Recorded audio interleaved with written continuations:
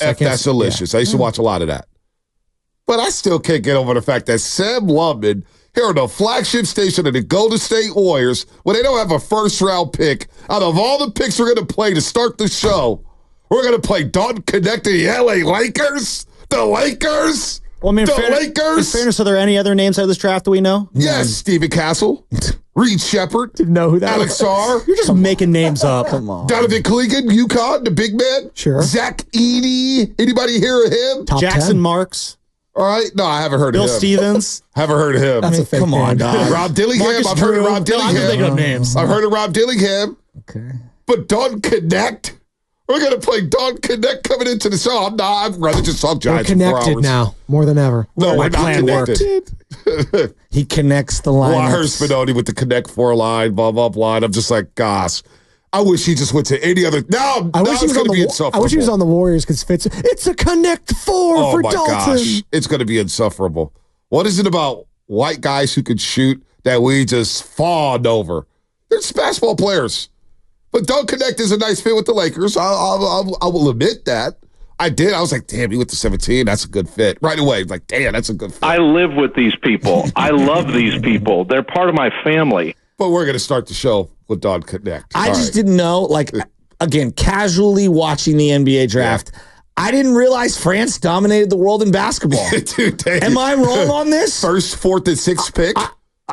And the second one wasn't Sarr originally Oh, from... excuse me. First, second, Yeah, okay. and sixth Maybe pick. I'm... Okay. Yeah, my bad. No, First, no. second, But and like, sixth pick. I just didn't realize... wow. Yeah, France got some ballers I mean, now, we huh? took Mikhail Petrus so many years ago, and it was so underwhelming. I did not have it on my bingo card that France would dominate the NBA. Are you saying that the Warriors were light years ahead of tapping in on the market in France? They just tapped in a little too early? I mean, my guy used to get after it at Club Milk, so I don't know. Hey, don't put his business out there. I will put his business out there. No, don't do that. Don't talk about that. You did that with Kevin Barlow, and that was causing us trouble. Oh, Kevin Barlow. So let's leave Club Milk alone. Hey, we all had a good time at Club Milk. We'll put Peach's business out there. But maybe the Warriors are ahead of the game. Well, actually, Tony We're Parker going went to San back to the Antonio. tall tee days. You know what I'm talking about. The giant white tees. We don't have to. Come on, man. We don't have to bust these guys out Remember of where back they hang then, out. back in the white tee day, when like, hey, you can't get in without a collar. What? Yeah, I gotta wear a collar? Well, what I used to do, What? I used to try to do this. I used to try to like wear the collar And then open wear the the shirt. white tee Yes, underneath. yes. But I was trying to wear a jersey in the club. I was one of those guys trying to wear the jersey, right? Okay. So I would wear Thanks, the jersey Stephon under Marbury. the white tee, and they'll tap me in and say, dude, you can't wear the jersey, dog. You got to take the jersey off. High It's five. like, damn. I had my spots. Holy cow. I had my spots. A little bit of this, a little bit of that. We're going early 2000s, like, it's just, you'd had to be there. It was a moment in time. Oh, 3:30 my Rich. gosh. You might as well have started with Bronny James. Can't believe Lubbock gave you that idea. Warriors on the clock for him, maybe. Don't Connect is, I do like the pick, but the Warriors are going to have a pick in the second round. They didn't have a pick yesterday. Overall, the draft, Shasky, and we'll get to everything. Klay Thompson, Anthony Slater joined us yesterday for 2 hours. It was a lot of fun. I thought it was some fun stuff there. He said a lot. But I thought overall the draft, because we don't watch much college basketball. I'll admit, I used to be a huge college basketball fan. Last 5-6 years, I just haven't watched. Bonte, I could really only name maybe 3 guys. Yeah, I just. And Edey was one of them. Yeah, and there you Dalton go. Knecht because of Steiny, and Right. and he obviously, you see him on ESPN from time to time. Like, yeah, and that was going back. And I know. Right. Oh, you guys are farming for engagement. Like, Bronny is one of the few people I know because of his dad. Sorry, so sue me. Excuse me. The reason I know who Arch Manning is I don't know. He's a Manning. Yep. Nah, that's basically it. So right. But you know what? We just kept hearing this draft is weak. This draft is weak. This draft is weak. It was just right before the show. Like, Spadoni, I don't know if this draft is going to be weak because when I watch the highlights and I watch the players, and then I see the teams who drafted these players, and then I think about their role with these teams, and I'm thinking to myself, there might be some hidden gems in this draft. We just don't know. Like Spadoni brought up the quarterback class. Trey Lance, Trevor Lawrence, Zach Wilson, Matt Jones. They're all on a different team but Trevor. Yeah. Who's the other quarterback? There was one more. Justin Fields. They're all on different teams, except for Trevor. Yeah. And even then, I question why they gave him as much as they did. Right. They had to. Did they? Yeah, I think so. I think so. When you're Jacksonville, you kind of have to. Yeah. They're getting a new cool stadium, though, by the way. You see that? It's pretty sweet. So maybe this draft is going to be good. I saw a lot of length. I saw a lot of athleticism. And I'm thinking to myself, damn, the Warriors need to get bigger and bigger and bigger because it feels like the league. It's shooting. I think the league just feels like all these guys are like 6'7", 6'8", 6'9". Now, Rob Dillingham, who I thought was going to go to San Antonio alongside Stephen Castle from UConn, I was like, okay, I like what they're doing. But then they flip him to Minnesota. Dillingham is like in the Corey Maggette camp where he didn't even start in college. He was just getting buckets. Who was it? Marvin Williams? Who was the guy from North Carolina Marvin that Williams didn't start. And then became like one of the highest picks. But Devin Booker didn't start at Kentucky. And now look at him. Yeah, the Harrison twins are starting at Kentucky. The Harrison twins. I actually like the Harrison twins. Dillingham, you look at he averaged 15 points in 23 minutes. So he got buckets in college, but he's a small guy, 6'1", 6'2". They worry about his physicality. I was watching Calipari on the set. I think it was Stephen A. who brought up, he reminds me of a little bit of Iverson. I was like, whoa. But the reason why I like the Dillingham pick and the trade for Minnesota, because he gets to learn behind Mike Conley Jr. And now he's going to play next to Anthony Edwards in the future. That's going to help his game out tremendously. I mean, so I don't know if you know this, but I'm looking into the nuance of acquiring all these things. So the Timberwolves get Dillingham, and they traded an unprotected first-round pick and a lightly protected 2030 pick to acquire the guy from San Antonio.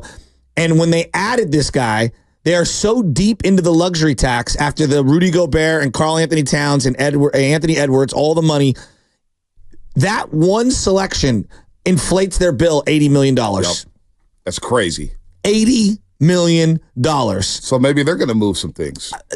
Is Rudy Gobert on the move? I keep going back to none of us know anything, but one thing we should all start doing is studying the finance of sports, because all of these moves, they have to do something. There's no way the Minnesota Timberwolves are going to float that bill as they're for sale. Yeah, no doubt. And maybe Rudy Gobert, maybe Karl Anthony Towns is on the move. Maybe that's the guy on the move. Maybe that's the guy they're going to say, you know what, we're going to give Naz Reid a start. We'll find another big, and we'll move off of Karl Anthony Towns. But here it is. I think people know about the finances of baseball and NFL. I think, but we could all admit openly, the NBA is the most complicated.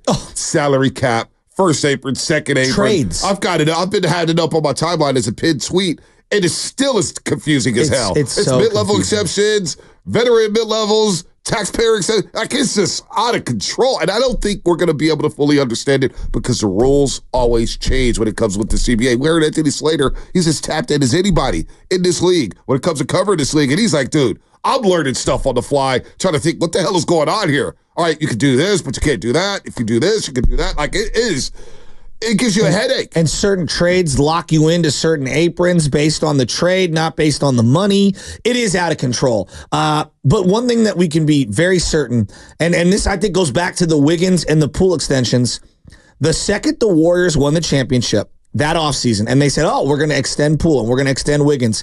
The entire league, all the other owners were like, whoa, wait a minute. You just floated the largest tax bill of all time, and you're re-signing your own, and Wiggins took less. We've got to find a way to make this the most penal we can to even the playing field for the OKCs and the Minnesotas and the Clevelands. And what ended up happening was 20 to 25 of the owners that didn't want to float tax bills of that magnitude, which I get.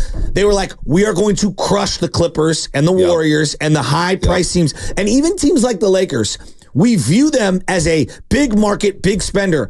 They're more like a small business the way that they're operating. Yeah, they literally gave their open vacancy coaching job, they gave less than what the Detroit Pistons bought out Monty Williams for. That's what they were offering the UConn coach. What is J.J. Redick's contract?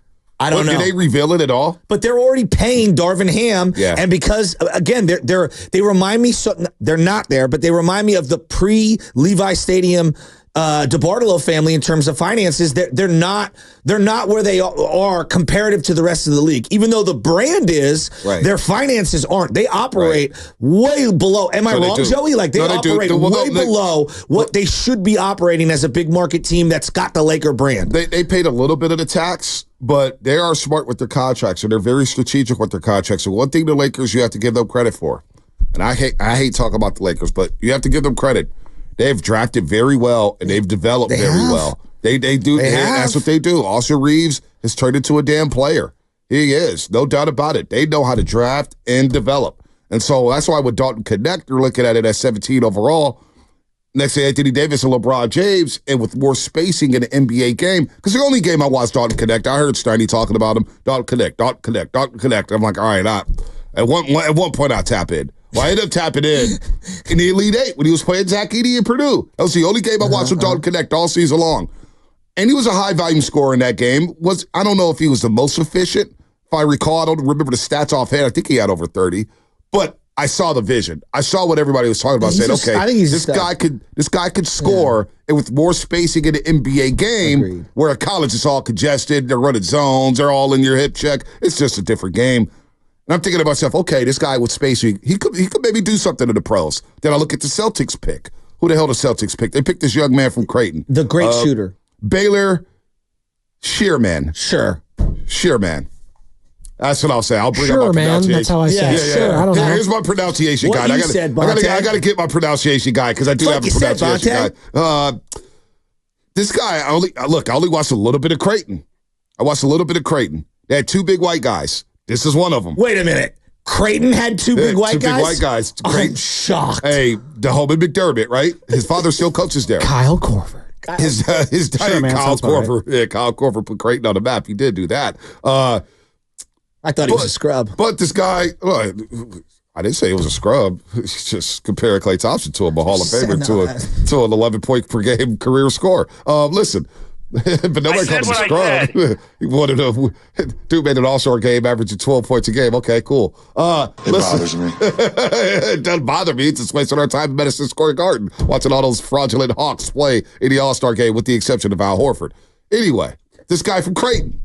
This guy from Creighton can score. Wait a minute. You're just like driving by, shooting the Uzi out the window at everyone here. No, I'm not. Just take a deep breath here. Get to the Creighton part. After you just shot an Uzi at a guy who... I said he was more like an older Kyle Korver off the bench sniper. I'm not talking about it. Ray Allen. We never go to the Ray Allen part. Move on. All right, I'm moving on. Move on. Anyway, the guy from Creighton who's got selected by the Boston Celtics, it looks like a great fit.